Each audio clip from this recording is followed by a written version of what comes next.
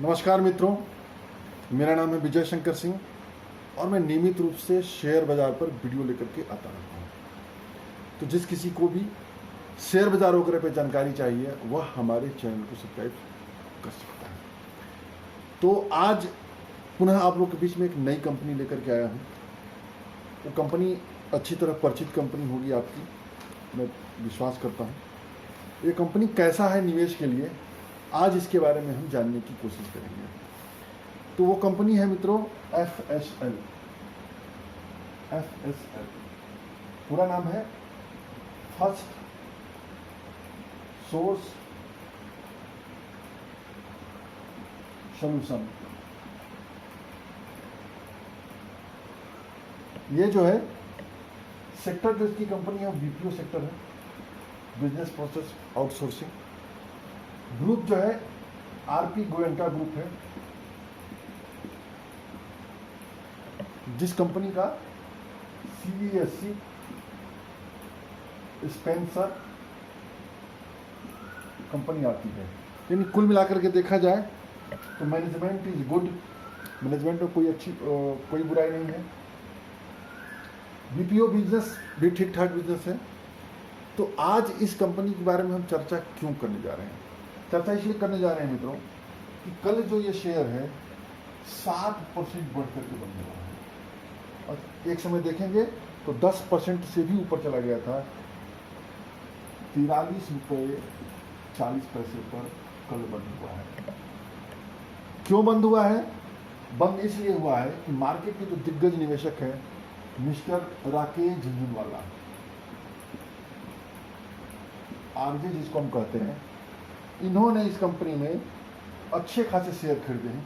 पहले इनके पास 1.43 करोड़ शेयर थे, जिसे बढ़ा करके इन्होंने 2.0 करोड़ कर दिया है। अर्थात देखा जाए तो 57 लाख नए शेयर इन्होंने खरीदे हैं। जैसा कि आपको पता है, राकेश झुंझुनवाला मार्केट के दिग्गज निवेशक हैं, सभी लोग उनको जानते हैं।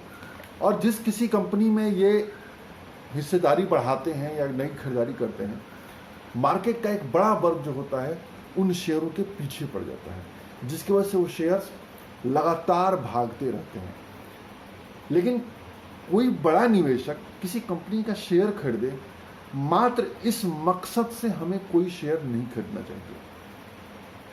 एक बड़े आदमी का रिस्क प्रोफाइल, निवेश स्ट्रेटजी अलग होता है, हमारा अलग होता है।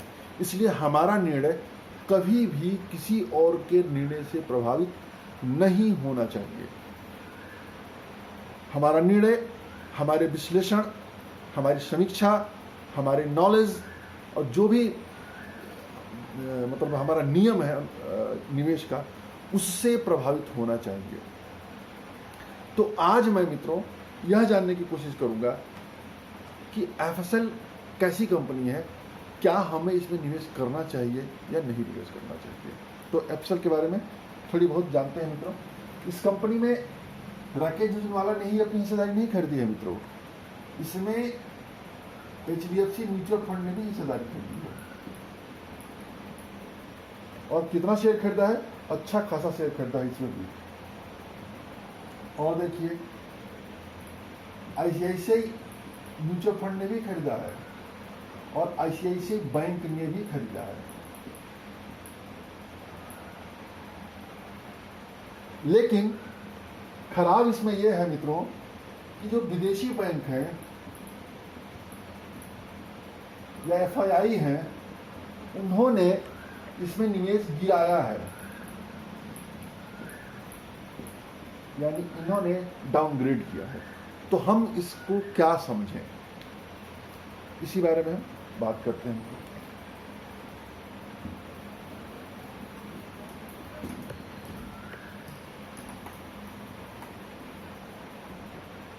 सबसे पहले तो जान लेते हैं मित्रों कि FSL की स्थापना 2001 में हुई थी। ICICI के एक सब्सिडरी ग्रुप में इसकी स्थापना हुई थी।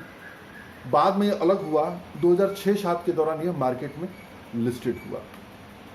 इसका बिजनेस क्या क्या आता है? बीपीओ काम है, तो बीपीओ में आप समझ सकते हैं टेलीकॉम का काम है, बैंकिंग फाइनेंस का काम है, यानी जो उनको एक सर्विस प्रोवाइड करते हैं बीपीओ के थ्रू, वही इनका काम है, यही इनका बिजनेस है। इसका यदि 52 वीक हाई लो देखेंगे मित्रों,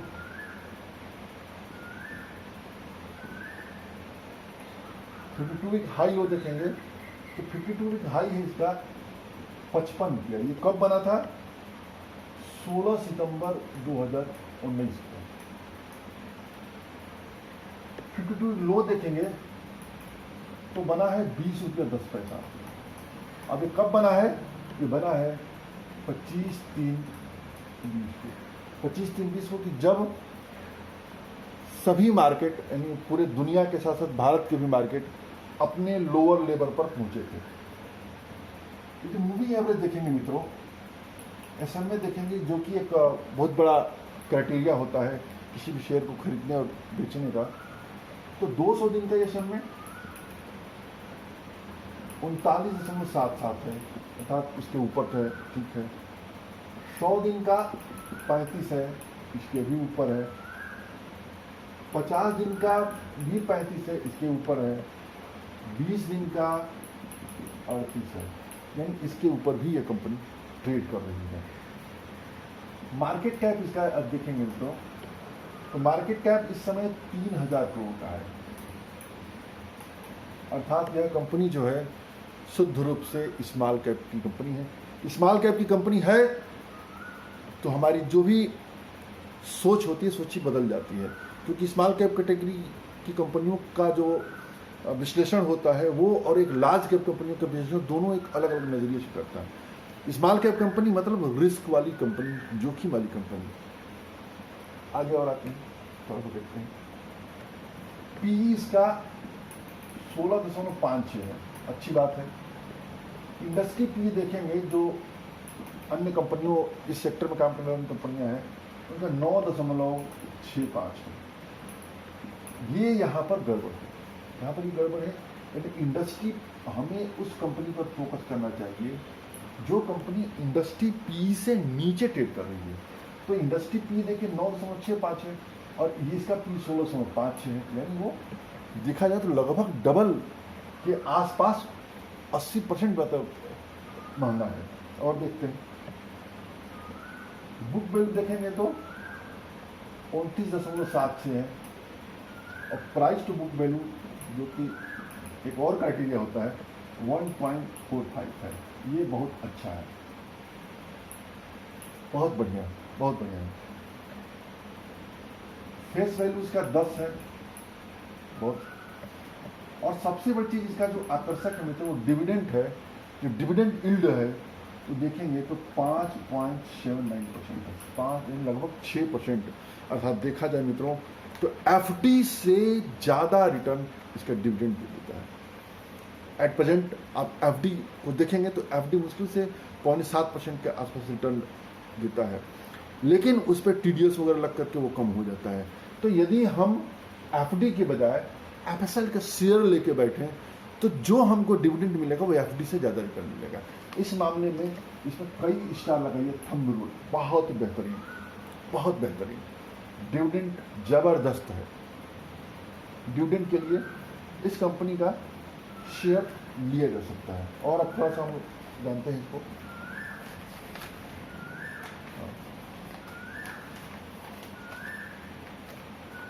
और जो दूसरा जो मायने रखता है मित्रों वो है ROE। ये है 8.8%। ये कम है, कम से कम 15% के आसपास होना चाहिए तो लेना चाहिए। ROCE है 10.14, ये भी खराब है, कम से कम 15%। ROA है यानी रिटर्न ऑन एसेट जिसको कहते हैं 7.69%, ये ठीक है, इसमें कोई बुराई नहीं है। प्रमोटर का स्टेक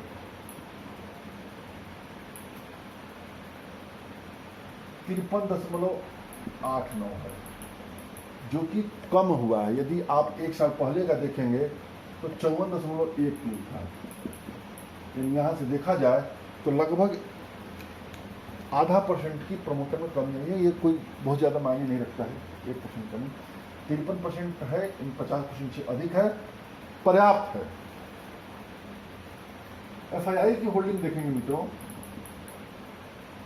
FII की होल्डिंग है 7.64%, जो कि यदि आप सालों पहले का देखेंगे वो 11% था, यानी ये कम हुआ है। यहाँ पर ये कम होना मैं सही नहीं मानता हूँ। PAI की होल्डिंग देखेंगे, यानी म्यूचुअल फंड वगैरह के देखेंगे, तो इन्होंने अपनी हिस्सेदारी बढ़ाई है, 17.05% है, और पहले चले जाएंगे तो यह 12.38% है। DI की होल्डिंग बढ़ाना अच्छी बात समझी जा रही है, अच्छी बात कही जाएगी। कंपनी क्या, यदि आप कॉर्पोरेट एक्टिविटी देखेंगे तो कोई बोनस, कोई वो नहीं है। रिटर्न हम इसका देखते हैं, रिटर्न देखते हैं तो YTD यानी ईयर टिल डेट, आज तक जो इसने रिटर्न दिया है 2020 में, वो रिटर्न है -11%। ये अच्छी बात नहीं है। एक ईयर का जो रिटर्न है -5.09%। 3 साल का रिटर्न देखेंगे तो 15.38%। 5 साल का 32.29%, और 10 साल का देखेंगे मित्रों तो 105%। 10 साल में इसने हमारे धन को 2 गुना किया हुआ है। और इसके बारे में थोड़ी बहुत देख लेते हैं मित्रों। मेरा अपना मानना है कि ये वाला जो रिटर्न है हमको संकेत अच्छा नहीं दे रहा है। कम से कम कोई भी कंपनी 5 साल में डबल तो शेयर हो ही जाना चाहिए, हमें उसमें निवेश करना चाहिए। हालांकि यदि हम उस क्राइटेरिया को देखते हैं मित्रों, तो कई ऐसी जो छोटी कंपनियां होती हैं जो आगे चल कर के एक मल्टीबैगर रिटर्न दे सकती है, उससे हम वंचित हो जाते हैं, लेकिन कई बार हम फंस भी जाते हैं। उस लिहाज से मेरा अपना मानना है कि मल्टी कंपाउंडर स्टॉक्स में हमें निवेश करना चाहिए। इस तरह के कंपनियों में एक कॉन्ट्रा बेट हम ले सकते हैं, रिस्की है। ये प्रयास करें कि पोर्टफोलियो में बहुत ज़्यादा इसको न बढ़ाएं, छोटा सा पार्ट ले करके रख सकते हैं। और देखते हैं इसका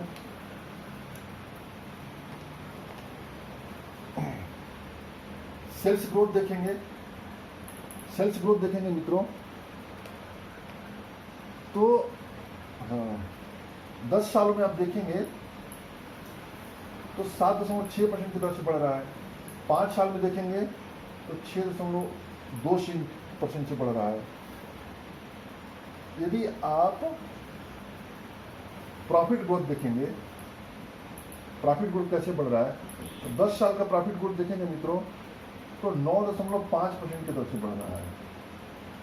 5 साल में 7.6% की दर से बढ़ रहा है। 3 साल में 6.6% की दर से बढ़ रहा है जो प्रॉफिट ग्रोथ। सेल्स पिछले 10 सालों में आप देखेंगे मित्रों तो जो 2009 में 1749 करोड़ था वो 3826 करोड़ हो गया है। 10 सालों में ये लगभग 2 गुने से थोड़ा सा ज़्यादा हुआ है। लेकिन मेरा अपना मानना है कि 10 साल में कम से कम 3 गुना तो होना ही चाहिए। खर्च यदि आप इसको देखेंगे तो 1562 करोड़ था जो 3274 हो गया, यानी इसकी लागत उसी अनुपात में बढ़ भी रही है। नेट प्रॉफिट बढ़ा है, जो 31 करोड़ था वो 378 करोड़ हो गया है। ओपीएम जिन ऑपरेटिंग प्रॉफिट मार्जिन देखेंगे तो 11% था जो 13% हुआ है। स्टॉक CAGR देखेंगे मित्रों तो 10 सालों में इसका CAGR मात्र 3.55% है। 10 सालों का जो CAGR है मात्र 3.55% है। 5 सालों में 4.97 और 3 सालों में 4.95, यानी बहुत ही पुअर परफॉर्मेंस है इससे पहले। तो निवेश एक रिस्की तौर पे इसको ले सकते हैं। मैनेजमेंट अच्छा है, बिजनेस अच्छा है, रिटर्न रेशियो जो है बाद में सुधर सकते हैं। जब बिजनेस एग्रेसिव होगा, बिजनेस मिलेगा तो रिटर्न रेशियो सुधरेंगे। हालांकि रिटर्न रेशियो अभी फिलहाल ठीक नहीं है, लेकिन आगे चल करके अच्छे हो सकते हैं। पोर्टफोलियो में छोटे मात्रा में निवेश करना चाहिए, बड़ी मात्रा में निवेश नहीं करना चाहिए। कोर पोर्टफोलियो का हिस्सा एफएसएल को नहीं बनाया जा सकता है। रिस्की यदि आप जोखिम लेकर के इन्वेस्टमेंट कर सकते हैं तब ले सकते हैं। सुरक्षित निवेश के लिए एफएसएल नहीं है, इससे बेहतर कंपनियां और भी मौजूद हैं। इसलिए इसको नहीं खरीदना है कि राकेश झुंझुनवाला ने खरीदा। राकेश झुंझुनवाला ने इससे पहले आप देखेंगे तो फोर्टिस, जेपी, यस, एनसीसी, प्रकाश इंडस्ट्री, पता नहीं कितनी कंपनियों को खरीद रखा है जो कि निचले भाव पर चल रहे हैं, सुधार नहीं रहे हैं, तो हमें उससे नहीं खरीदना है। तो उम्मीद है मित्रों, आप निवेश करने से पहले अपना सलाह, अपना मशवरा जो भी आपका फाइनेंशियल एक्सपर्ट होगा उससे लेंगे, या अपना खुद का विश्लेषण करेंगे। मेरा विश्लेषण मेरा अपना है, एक सूचना दे रहा हूँ, कोई ज़रूरी नहीं है कि आप इसको निवेश करिए। तो आज के लिए मित्रों इतना ही। यदि किसी कंपनी के बारे में जानना है, विश्लेषण करवाना है, तो आप हमारे चैनल कमेंट बॉक्स में टिप्पणी कर सकते हैं। तो आज के लिए इतना ही। जय हिंद, जय भारत।